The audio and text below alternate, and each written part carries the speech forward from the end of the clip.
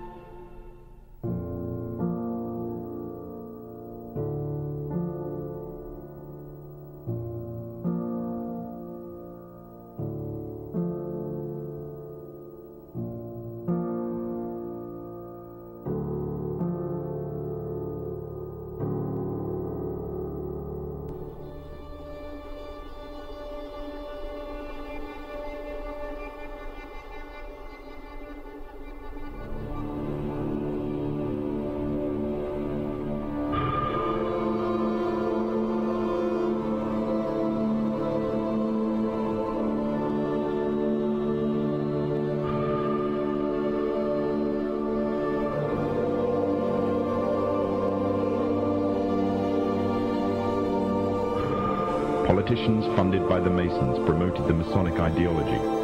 The secret lodges of the Masons were open to members of the French army. High-ranking officers and generals were indoctrinated to the Freemasons' way of thinking. With the people, the politicians, and the military of France under Masonic control, the Masons could finally strike. Freemasonry has worked in a hidden but constant manner to prepare the revolution.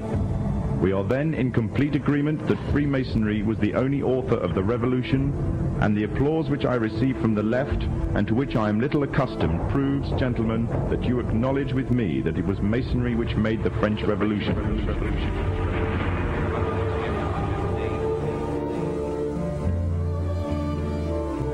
When the so-called founding fathers of America landed on Plymouth Rock, not only did they bring with them disfranchised people, they also brought the Freemasonic elements of Europe.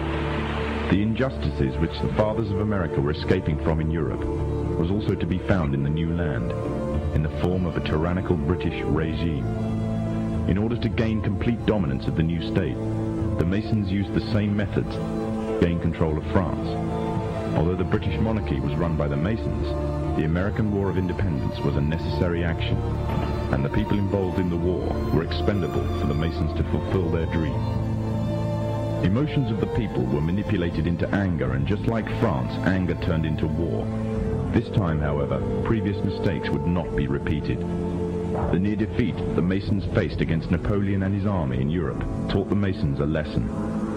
Any forthcoming leaders of the resistance must follow the Masonic agenda. The best way to do this was to ensure the leader himself was a Mason, and the leader who took the war to the British was none other than George Washington. On the 4th of July 1776, the Declaration of Independence was made.